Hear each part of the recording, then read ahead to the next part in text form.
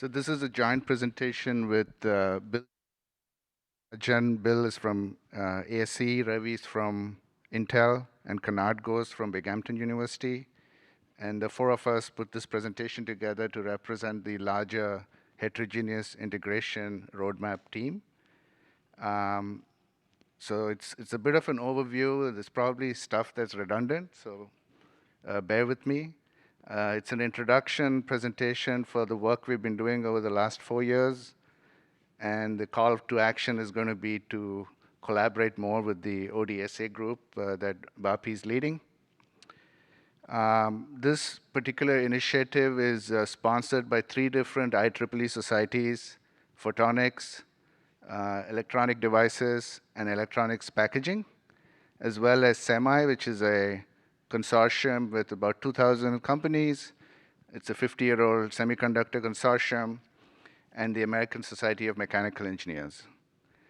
Let me keep going.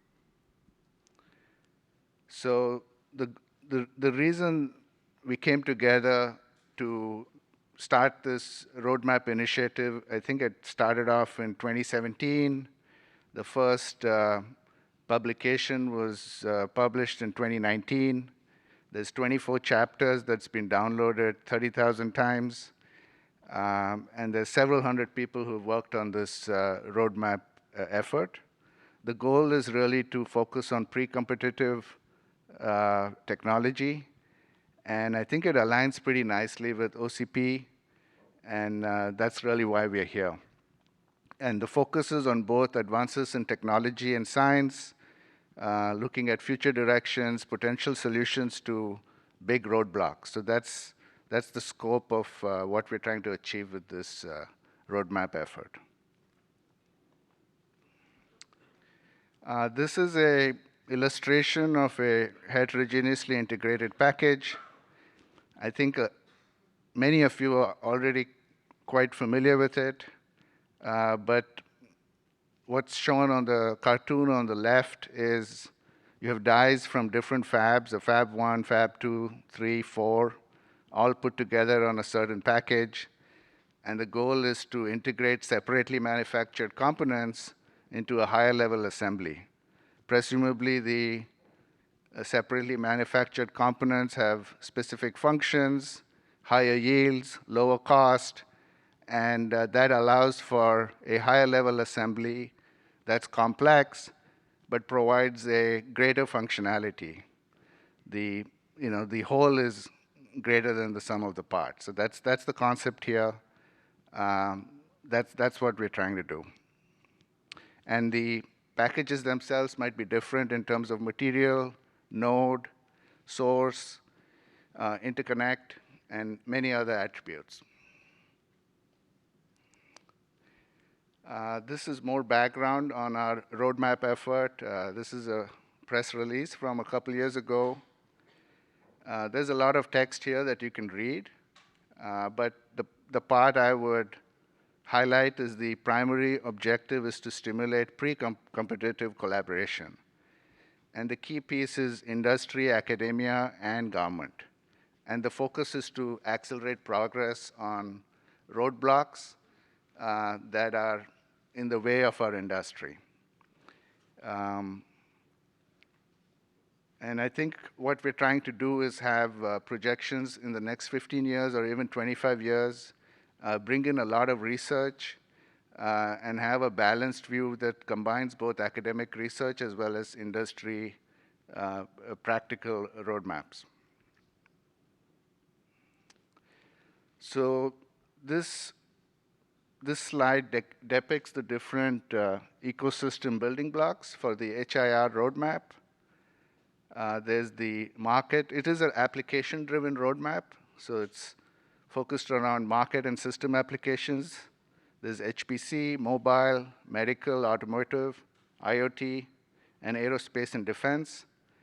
There's building blocks for the actual HIR components, which is single and multi-chip integration, photonics, power electronics, MEMS and sensors, and 5G. There's multiple cross-cutting technologies listed here: materials, emerging research devices, test and supply chain, security, thermal management, which we heard a really interesting talk today about, and reliability. And then there's integration processes like SIP, 3D and 2D interconnect, wafer level packaging, fan in and fan out, and then co-design. So each of these chapters have a technical working group, and there's 22 chapters that have been published, and each working group could have anywhere from 5 to 50 people. So there's a large body of work that's published with several hundred people collaborating over multiple years. And we are excited to work with OCP, and that is part of our call to action to start collaborating with OCP, because you have a lot of the end users and the system side of the technology and industry.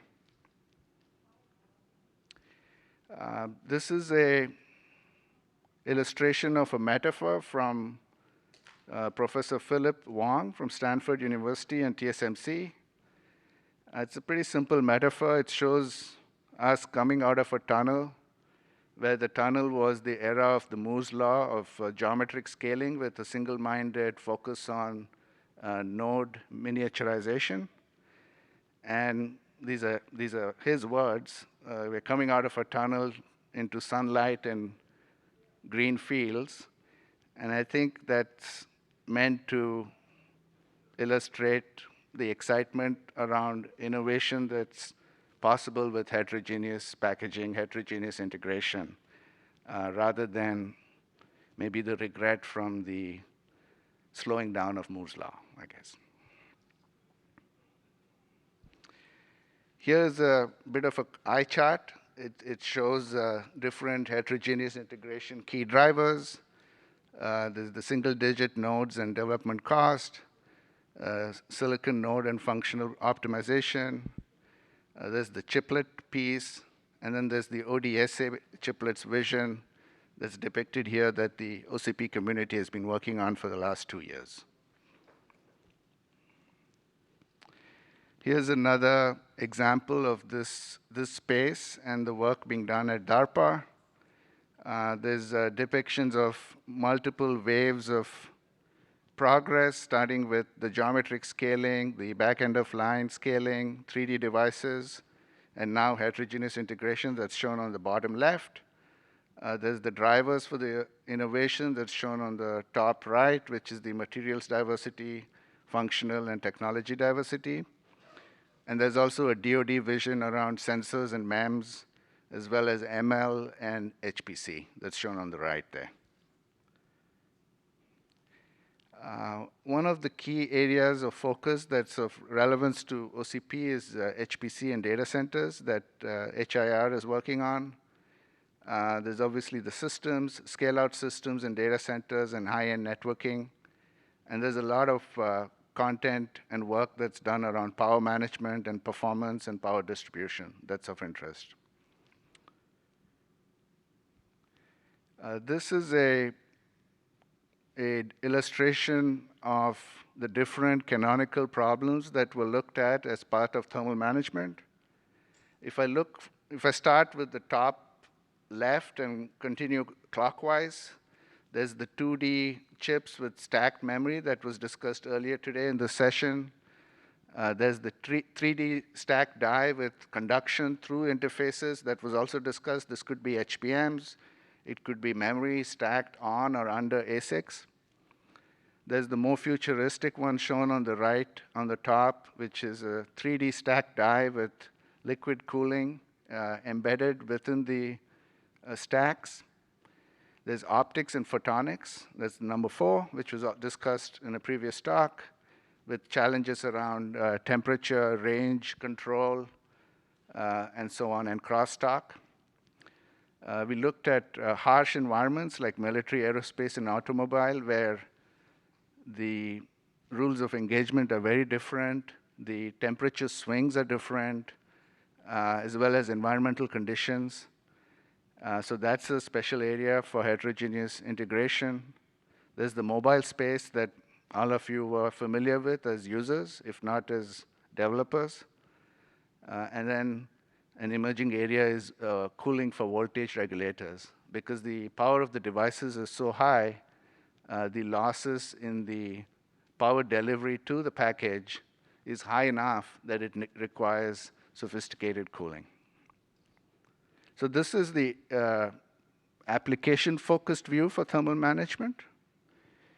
And this is the research-focused view, which includes thermal interface materials, because as you try to take the heat from the chip to some ambient coolant, air, water cooling, or the immersion cooling that we see in a lot of demos at OCP, you still need to conduct the heat through multiple interfaces, and thermal interface materials are pretty important for that.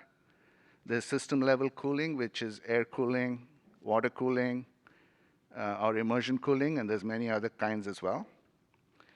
There's an interesting area of work around embedded liquid cooling, because the power densities for some of these stacks, or the fact that these stacks have multiple heat-producing components that are stacked on top of each other, adding to the effective power density, some of the solutions do require having the liquid touch the chip or be in very close proximity to the chip.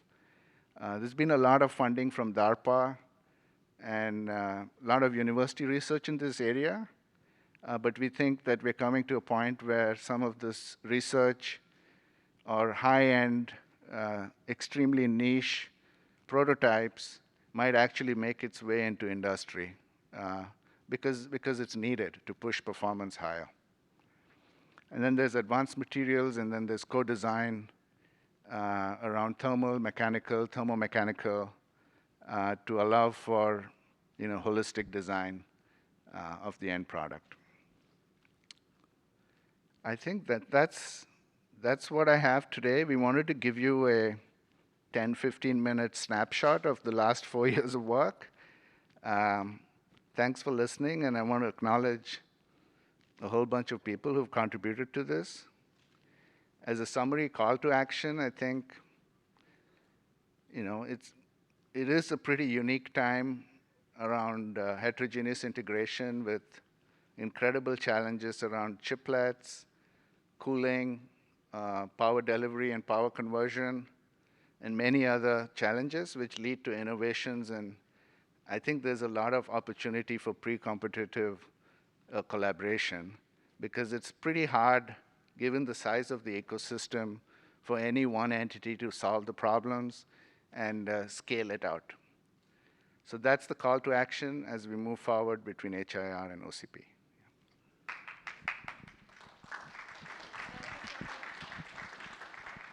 Thank you, Madhusudan. Thank you. We have a few minutes, so if anyone has questions, you can go ahead and ask. Great. Thank you.